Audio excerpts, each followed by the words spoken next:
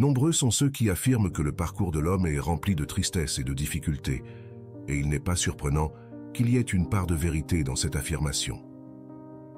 En tant qu'êtres humains, nous sommes dotés de la capacité intrinsèque de porter des fardeaux plus lourds. La dopamine présente dans notre cerveau est conçue pour que nous nous sentions récompensés lorsque nous endurons la douleur avant d'accomplir quelque chose de grand. Réfléchissez un instant. Pourquoi les hommes fréquentent-ils les salles de sport? Pourquoi réservent-ils du temps dans leur journée chargée pour affronter la souffrance et soumettre leur corps à des douleurs extrêmes? Cela ne s'applique pas seulement à la salle de sport, mais à tout ce qu'ils font. Un verset très intéressant de la Bible aborde également ce thème. Écoutez-le attentivement. À la sueur de ton front, tu mangeras ton pain jusqu'à ce que tu retournes en terre, car c'est d'elle que tu as été tiré. Car tu es poussière et tu retourneras en poussière. La vie d'un homme s'articule autour de son travail, de ses objectifs et de ses passions. Mais pour les atteindre, il est essentiel qu'il se renouvelle et se transforme. En explorant la vie de divers animaux, un oiseau en particulier a attiré mon attention. En étudiant la vie d'un aigle, il est surprenant de constater à quel point elle ressemble, dans une certaine mesure, à la vie d'un être humain. Surnommée la reine des airs, ce statut a un prix. Tout comme l'homme qui cherche à transcender sa condition commune et à devenir quelqu'un de plus précieux, tous deux ont un prix à payer. L'aigle a l'espérance de vie la plus longue de son espèce, puisqu'il peut vivre jusqu'à 70 ans. Cependant, pour atteindre cet âge, il doit prendre des décisions difficiles. Lorsqu'il atteint la quarantaine, c'est à ce stade que ses serres longues et flexibles ne peuvent plus saisir les proies qui lui servent de nourriture.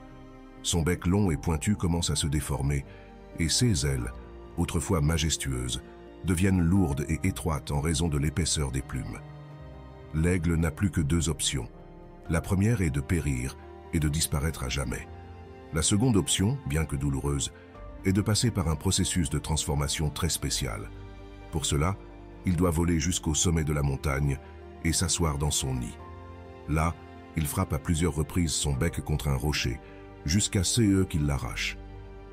Quelle que soit la douleur qu'il ressent, il frappe une fois, puis deux, endurant toute l'agonie nécessaire. Ce n'est que lorsque le bec est arraché qu'un nouveau bec commence à pousser. C'est alors que commence la deuxième partie de ce douloureux voyage. Après avoir enlevé le bec, il faut aussi arracher les serres excessivement longues de l'aigle.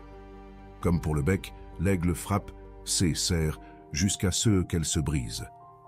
Même après avoir enduré tant de souffrances, l'aigle comprend que son voyage n'est pas encore terminé. Il sait qu'il lui reste d'autres faiblesses à surmonter. L'aigle commence donc à arracher ses plumes épaisses et lourdes, qui l'aidaient autrefois à s'élever comme un roi. Aujourd'hui, elles sont devenues un fardeau.